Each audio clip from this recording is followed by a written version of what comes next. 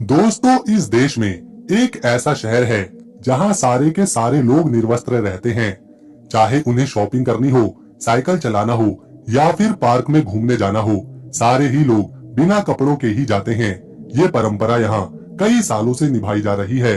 जो सैलानी यहाँ पहुँचते हैं वो यहाँ का नजारा देखकर चौंक जाते हैं, लेकिन कुछ समय बाद वो भी उन्हीं की तरह हो जाते हैं। शहर काफी सुंदर है तो यहाँ कई जोड़े अपना हनीमून भी मनाने आते हैं। इस देश में अगर किसी ने रेलवे स्टेशन पर किस कर दिया तो उसे जुर्माना भरना पड़ता है।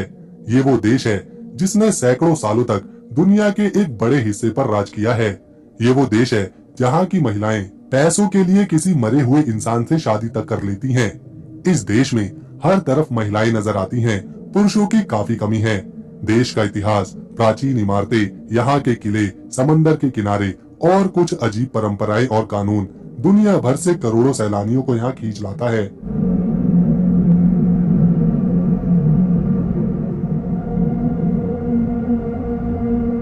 यहाँ एक छोटा सा शहर है। ये जगह दक्षिण पश्चिमी फ्रांस में मौजूद है और ये एक आकर्षक पर्यटन स्थल भी है। साल 1973 से यहाँ पर निर्वस्त्र समुद्र तट आधिकारिक रूप से चालू है। यहाँ के निवासियों ने सार्वजनिक स्थलों पर बिना कपड़ों के रहने की आदत अपना ली है, जो पहली बार आने वाले पर्यटकों के लिए चौंकाने वाला हो सकता है। लेकिन समय के साथ वे इस संस्कृति में घुल मिल जाते हैं।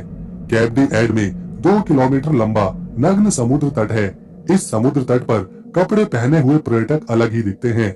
यहाँ आने वाले पर्यटकों को कुछ नियमों का पालन करना होता है। यहाँ पर कोई कपड़े नहीं पहनेगा, कोई किसी की वीडियो या फिल्म नहीं बनाएगा, कोई किसी की फोटो नहीं खींच सकता। सुरक्षा को ध्यान में रखते हुए समुद्र तट पर हमेशा एक सुरक्षा की टीम गश्त करती रहती है। फ्रांस में बिना कपड़ों के घूमना अश्लीलता नहीं माना जाता और यहाँ महिलाओं के लिए समुद्र तट पर टॉपलेस होना भी कानून द्वारा प्रतिबंधित नहीं है। गर्मी के महीने में कैप डी एड में पर्यटकों की संख्या 4 लाख तक पहुँच जाती है।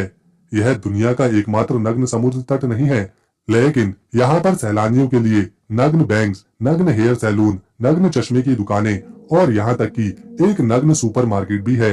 हालांकि किसी भी सार्वजनिक जगह पर यौन गतिविधियों में शामिल होने पर जेल की सजा और $22,000 यानी कि 18.5 लाख रुपए तक का जुर्माना भरने का प्रावधान है।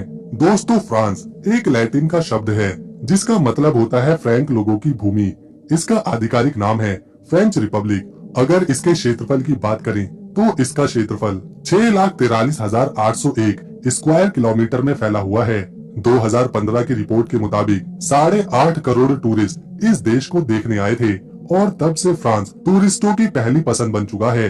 दोस्तों, इस देश पर कई राजाओं ने सालों तक राज किया है, लेकिन 1789 में फ्रांस में एक बड़ी क्रांति हुई जिसमें लोगों ने राजशाही को खत्म कर दिया और लोकतंत्र को अपनाया। फ्रांस में लोग लोकतंत्र से खुश थे, जिसे देखकर दूसरे देशों ने भी राजशाही के खिलाफ आवाज उठाना शुरू करी और उन्होंने भी फ्रांस की तरह अपने देशों में लोकतंत्र की स्थापना करी। आज के समय में सिर्फ 6 ही ऐसे देश हैं जहां पर आज भी राजशाही है, जिसमें एक है ब्रुनेई, दूसरा है सऊदी अरब, तीसरा है ओमान, चौथा है यूनाइटेड किंगडम, पांचवा है थाईलैंड और छठा है जापान। फ्रांस में एक कानून है कि आप रेलवे स्टेशन पर किस नहीं कर सकते, लेकिन ये कानून सिर्फ रेलवे स्टेशन पर ही लागू होता है। इस देश की जनसंख्या 6,55,67,000 के आसपास है, जिसमें से 48% पुरुष हैं और 52% महिलाएं हैं। यानी यहाँ हर पुरुष को शादी के लिए एक महिला मिल जाती है, लेकिन सभी महिलाओं को शादी के लिए पुरुष नहीं मिल पाते। यहाँ पर महिलाएं 35 से 40 के बीच की होने पर ही शादी करती हैं, लेकिन उन्हें अपने ही देश में कोई पुरुष नहीं मिलता। इसीलिए या तो वो अपने पड़ोसी देशों के पुरुषों से शादी करती हैं या फिर पूरी जिंदगी अकेले ही बिता देती हैं। लेवांटो फ्रांस में एक छोटा सा गांव है। ये एक ऐसी जगह है जहां एक अजीब सा नियम है। यहाँ पर मरना मना है। गांव के नेताओं ने देखा कि गांव में कब्रिस्तान की जगह बहुत कम है। जब कोई गांव में मरता था तो उसे दफनाने के लिए किसी दूसरे गांव में ले जाना पड़ता था। इससे गांव के लोगों को परेशानी होती थी। इसीलिए सन 2000 में गांव की सरकार ने फैसला किया कि यहाँ कोई भी व्यक्ति नहीं मर सकता। इसका मतलब है कि अगर किसी को बीमार होना है या उसकी हालत खराब हो रही है तो उसे गांव से बाहर जाना होगा। इस अजीब नियम की वजह से गांव में लोग अक्सर मजाक करते हैं। वो कहते हैं, अगर आप लेवांटो में हैं तो आपको जिंदा रहना है। एक दिलचस्प बात सुनकर आपको हैरानी होगी कि फ्रांस में एक ऐसा भी शहर है, लेकिन लुईस 19 ऐसे राजा थे जिन्होंने बहुत ही कम समय तक राज किया और वो सिर्फ 20 मिनट के लिए ही राजा बने थे। हाँ दोस्तों, उनका शासन सिर्फ 20 मिनट तक ही चला था, इसीलिए लुईस 19 को 20 मिनट का राजा भी कहा जाता है। ये है फ्रांस की करेंसी लुई ब्रेल, जिन्होंने लुई लिपि की खोज की थी वो भी फ्रांस के ही थे। उनकी वजह से आज दुनिया भर के ऐसे लोग जो देख नहीं सकते वो पढ़ सकते हैं। जहाँ दुनिया भर के स्कूल हफ्ते में 6 दिन खुले रहते हैं और रविवार की छुट्टी देते हैं, तो फ्रांस में व्यवस्था थोड़ी अलग है। यहाँ पर कई ऐसे इलाके हैं जहाँ एक सप्ताह में 4 दिन ही स्कूल खोले जाते हैं और इसमें भी लंच का टाइम 15 या 20 मिनट नहीं बल्कि 1.5 घंटे का होता है। बच्चों को लंबे लंच का समय दिया जाता है। इसके अलावा यहाँ पर बच्चों को रविवार की जगह बुधवार को छुट्टी दी जाती है। फ्रांस में पहला पालतू जानवर का कब्रिस्तान, जिसे ले पासेस दे लॉस एंजियंस के नाम से जाना जाता है, जानवरों का ये कब्रिस्तान पेरिस के पास मौजूद है। यह कब्रिस्तान 1899 में स्थापित किया गया था और इसे पालतू जानवरों के लिए विशेष रूप से बनाया गया था। 19वीं शताब्दी में लोग अपने पालतू जानवरों के प्रति भावुक हो गए थे और उन्हें परिवार का हिस्सा मानने लगे थे, इसीलिए उन्हें दफनाने के लिए एक खास जगह की आवश्यकता महसूस हुई। इस कब्रिस्तान की स्थापना ने पालतू जानवरों को भी सम्मान देने का एक खास तरीका पेश किया। यहाँ पर कई पालतू जानवरों की कब्रें हैं, जैसे कि कुत्तों की, बिल्लियों की और अन्य घरेलू जानवरों की। ये कब्रिस्तान सुंदर बागों और पेड़ों के बीच है, जहाँ पालतू जानवरों की यादों में कई अनोखी स्मारक बनी हुई हैं। लोग यहाँ अपने पालतू जानवरों को दफनाने के लिए आते हैं और यह एक भावनात्मक अनुभव होता है। कई लोग यहाँ अपने पालतू जानवरों के लिए स्मृति समारोह भी मनाते हैं, जहाँ वे अपने प्यारे जानवर को याद करते हैं। ये है दुनिया का सबसे महंगा शहर पेरिस। ये है फ्रांस की राजधानी, जिसे हर कोई अपने जीवन में एक बार जरूर देखना चाहता है। इस शहर को बहुत ही खास तरीके से बसाया गया है। दुनिया में जो भी नया फैशन आता है वो सबसे पहले पेरिस में ही लाया जाता है। यहाँ के स्टाइलिश लोग अपने फैशन के लिए पूरी दुनिया में मशहूर हैं। इतिहास के पन्नों में पेरिस को लेटेस कहा जाता था और 1822 में इस खूबसूरत शहर का नाम लेटेस से बदलकर पेरिस किया गया था। दोस्तों, अगर कोई फ्रांस में बिना शादी के मर जाता है तो उसकी सारी संपत्ति सरकार अपने पास रख लेती है।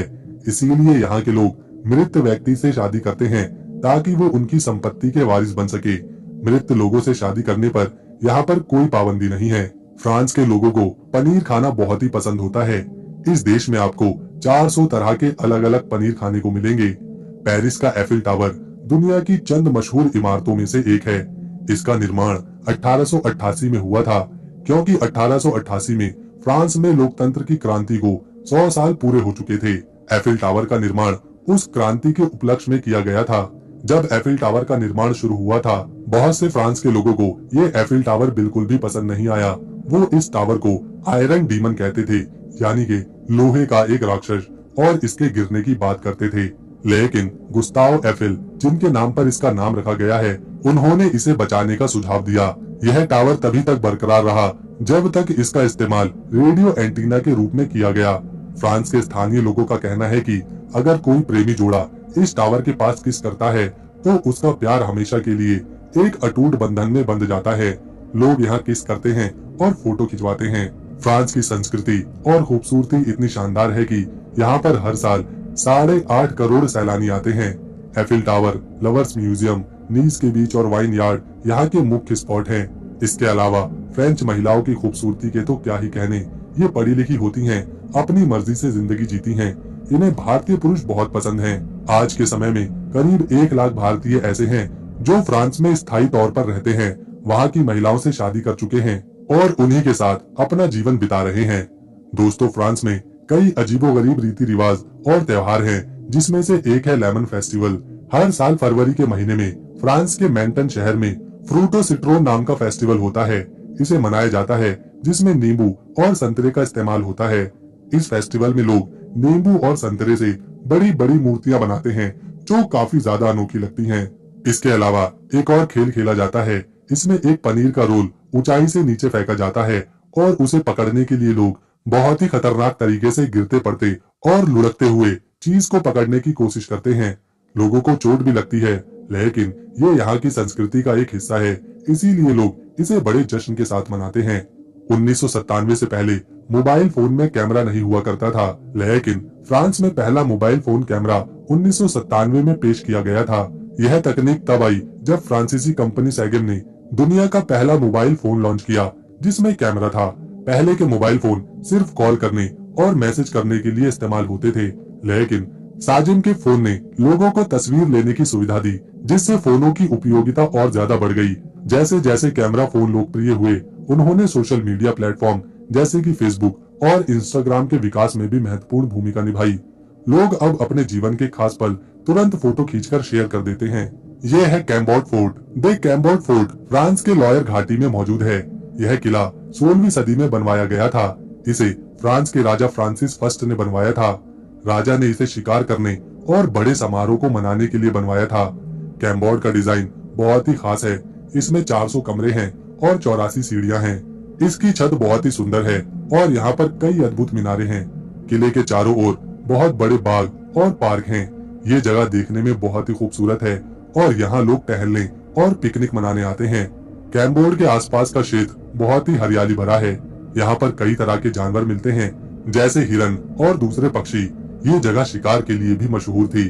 किले की छत पर खास डिजाइन है जो इसे और भी ज्यादा आकर्षक बनाता है। कुछ लोग कहते हैं कि इसका डिजाइन प्रसिद्ध कलाकार लियोनार्डो दा विंची ने बनवाया था। फ्रांस का राष्ट्रीय जानवर गिलहरी है, जिसे फ्रेंच में कॉक गोलोइस कहा जाता है। गिलहरी फ्रांस के लिए एक प्रतीक है जो देश की पहचान और संस्कृति को दर्शाती है। यह साहस और गर्व का प्रतीक भी मानी जाती है। गिलहरी का उपयोग फ्रांसीसी क्रांति के दौरान भी किया गया था। तब इसे स्वतंत्रता और एकता का प्रतीक माना जाता था। गिलहरी को विभिन्न सरकारी प्रतीकों डॉक्यूमेंट्स में देखा जा सकता है, जैसे कि यहाँ की करेंसी में, स्टैंप में और राष्ट्रीय झंडे पर। ये है फ्रांस का एक बेहद ही सुंदर गांव जिसका नाम है वाइवॉयर। इस गांव को आज से 700 साल पहले बसाया गया था। उस समय में ये प्रमुख व्यापारिक केंद्र हुआ करता था और यहाँ के किलों ने इसे एक महत्वपूर्ण रक्षा का स्थल बनाया। गांव की गलियां पत्थरों से बनी हैं। यहाँ बहुत से सुंदर घर हैं। चारों तरफ आपको रंग बिरंगे फूल देखने को मिलेंगे। इसी वजह से इस गांव को फ्लोरल गांव भी कहा जाता है। इस गांव को अपनी बागबानी के लिए पुरस्कार तक मिलते हैं। यहाँ कई तरह के बाग हैं, फूलों की नर्सरियां हैं। वाइवॉयर एक लोकप्रिय पर्यटन स्थल है फ्रांस में, जिन्हें शहरों की भीड़भाड़ और चकाचौंध पसंद नहीं है, जिन्हें फूलों की खुशबू, शांति और पुरानी कला देखना पसंद है। ऐसे लोगों के लिए ये गांव स्वर्ग से कम नहीं है। यहाँ एक खूबसूरत झील और पार्क भी देखने को मिलता है। ये बेमिसाल गांव हौज सेवॉन क्षेत्र में जीवना झील के पास बसा हुआ है। इस गांव में हाथ से बनी चीजें बिकती हैं। सड़कें बिल्कुल साफ नजर आती हैं। कहीं भी धूल मिट्टी या फिर कूड़े का कोई नामो निशान नहीं मिलता। बहुत ही कम लोग फ्रांस के इस गांव के बारे में जानते हैं, पर जो जानते हैं वो अगर फ्रांस जाते हैं तो इस गांव की खूबसूरती को देखने वहां जरूर विजिट करते हैं। ये है फ्रांस के सबसे प्रसिद्ध चर्च में से एक, जिसे सैक्रो कर या फिर बेसिलिक डे सैक्रो चर्च कहा जाता है। ये चर्च राजधानी पेरिस के मोंटे मार्टे हिल्स पर मौजूद है। इस चर्च को बनाने की शुरुआत हुई थी 1875 में और ये 39 साल बाद यानी कि 1914 में बनकर पूरा हुआ। इस शानदार चर्च का डिजाइन रोमानो बाइजेंटाइन के आर्किटेक्ट को दर्शाता है।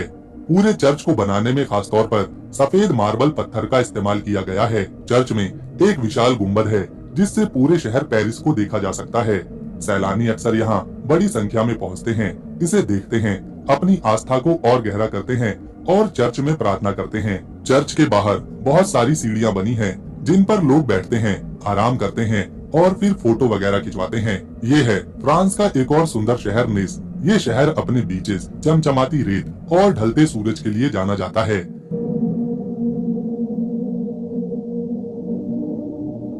यहाँ ढेरों बीचेस मौजूद हैं, जिन पर बच्चे खेलते हैं, बड़े आराम करते हैं। जिन्हें सर्फिंग करना पसंद है उनके लिए भी ये जगह बहुत ही खास है। समंदर की लहरों की आवाज, ऊपर से सूरज की रोशनी और ठंडी हवा लोगों को आराम देती है। पूरा शहर जहाँ एक तरफ शोर करता है तो दूसरी तरफ समंदर की शांत लहरों से लोगों को शांति का अनुभव होता है।